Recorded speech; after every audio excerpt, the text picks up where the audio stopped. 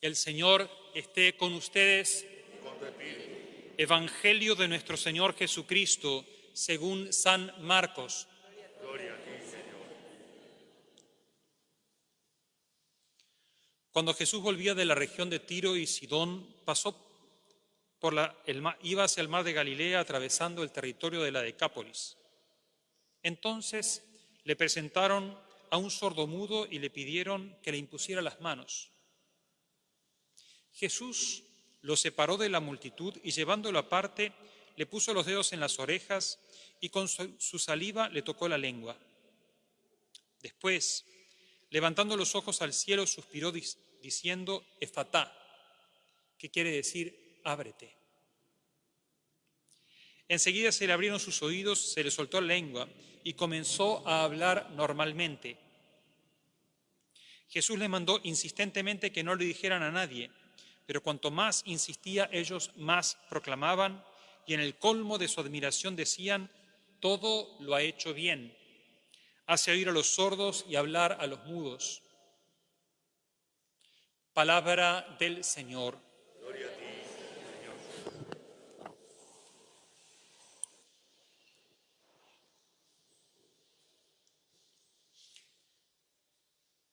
Abrí, Señor, como a este hombre nuestros oídos para que podamos escuchar tu palabra y para que podamos descubrir cómo haces bien todas las cosas y podamos transformarnos también nosotros en portadores de tu buena noticia para nuestros hermanos. Amén.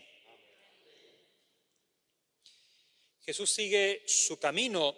El domingo pasado veíamos esta enseñanza sobre lo puro y lo impuro y los discípulos tenían dificultad de comprender y por eso el domingo pasado les preguntaban, explícanos eso de por qué lo que entra en el hombre es puro. Y Jesús, como pasa muchas veces en el Evangelio de Marcos, pero ustedes tampoco entienden, no entienden que lo que entra en el hombre no lo puede purificar porque después, sino que es lo que sale del hombre.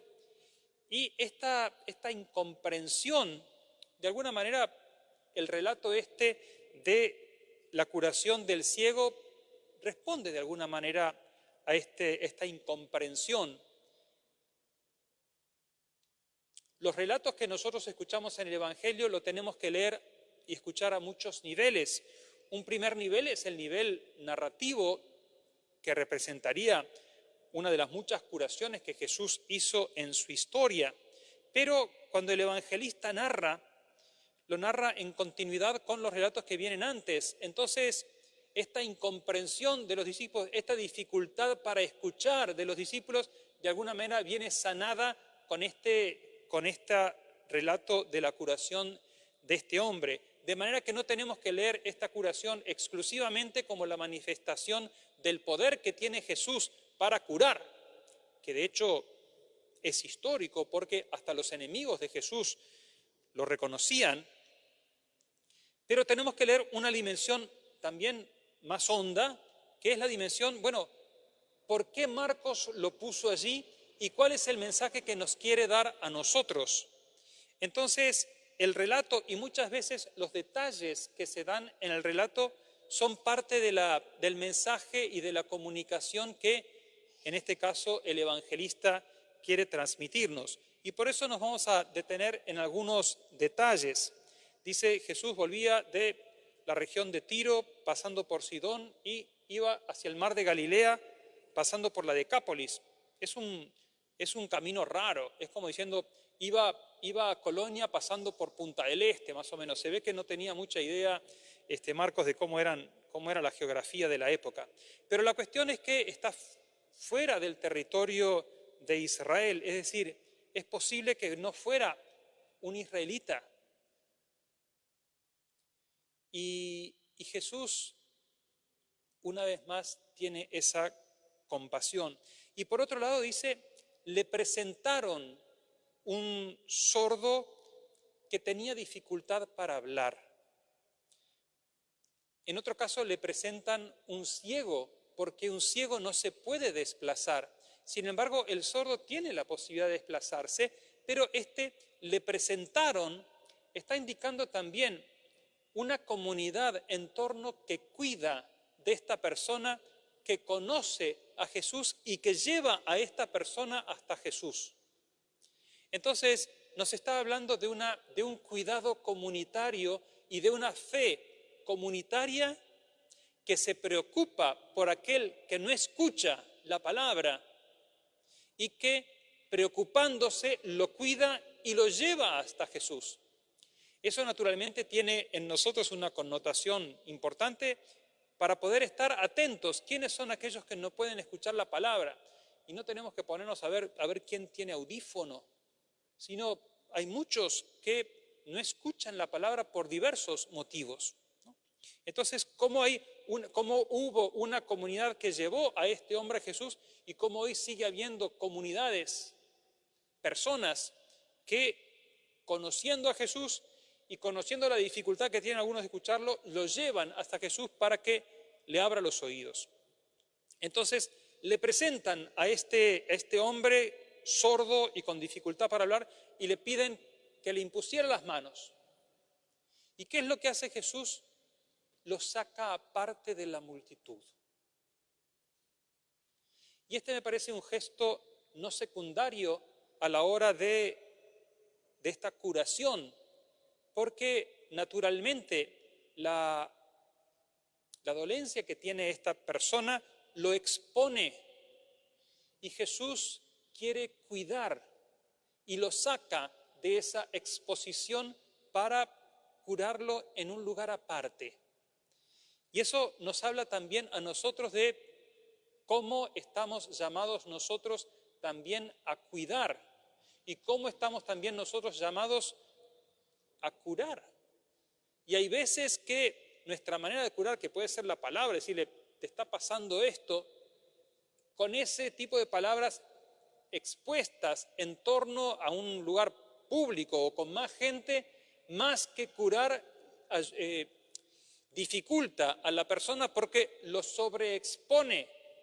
Entonces, el cuidado que tiene Jesús de llevar aparte a esta persona y en ese lugar aparte curarlo. Y no le impone las manos, sino que le toca las orejas con los dedos y con la saliva le toca la lengua. Uno dice, se ve que en aquel tiempo no había COVID, porque si no estarían todos con tapabocas y no podrían haber hecho eso. Pero más allá de eso y más allá de la clave de higiene que nos cuestiona un poco esto, ¿cuál es el ámbito en el cual ese tipo de gestos no generan rechazo? Yo me acuerdo que nosotros saben que somos 7 hermanos y cuando yo era chico, teníamos fondo en casa y las caídas eran bastante frecuentes por los juegos sanos que tienen los hermanos entre sí, ¿no? Entonces había alguna rodilla, alguna cosa que siempre estaba. Y mamá, saliva santa. Entonces, ir a la saliva santa, no, por supuesto que no tenía ningún medicamento especial a la saliva, pero en el ámbito de la intimidad se transforma aquello que nos genera rechazo, se transforma en algo que es de salud. Jesús lleva a este hombre fuera de la multitud y allí, en ese ámbito reservado y cuidado, le pone los dedos en las orejas y con la saliva le toca la lengua. Y suspira fuerte y dice, ábrete. Naturalmente, no le dice nada porque es sordo. Entonces, actúa a través de los signos y le toca la lengua. Entonces, ¿cómo también nosotros estamos llamados a ese cuidado y a esa actitud de buscar el bien del otro? Pero me parece que hay otra dimensión a la cual tenemos que atender con este relato ante la curación de un sordo, porque tal vez nosotros podemos decir, no somos sordos, pero hay sorderas selectivas y hay algunos que tienen sorderas selectivas muy acentuadas. Pero más allá de las sorderas selectivas, Uno de los motivos de la sordera es la sobreexposición a ruidos altos. Y hoy, en nuestra cultura, estamos bombardeados, no por ruidos altos en el sentido de que tengan muchos decibeles, pero estamos bombardeados con una sobreinformación que genera un ruido que por lo menos distrae, aunque tal vez no vuelva sordos, por lo menos distrae. Y a veces se hace difícil discernir entre todos los ruidos que escuchamos una voz. Y tenemos que ser entrenados y ser sanados de nuestra sordera para que en medio de 100.000 voces escuchar aquella que nos puede levantar y que nos puede salvar. Y con respecto a eso, me parece que es al lugar el texto, la narración del encuentro de Jesús resucitado con María Magdalena en el sepulcro, aquel que estaba en el huerto. Dice, fuera junto al sepulcro estaba María llorando, y mientras lloraba se dio vuelta y vio 2 ángeles sentados, uno a la cabecera y otro a los pies de donde había estado el cuerpo de Jesús, y le dice, mujer, ¿por qué lloras? Se han llevado a mi Señor, no sé dónde lo has puesto. Y dándose vuelta, vio a Jesús, pero no se dio cuenta que era Jesús, sino que pensó que era el cuidador del huerto. Entonces, mujer, ¿por qué llorás? ¿A quién buscás?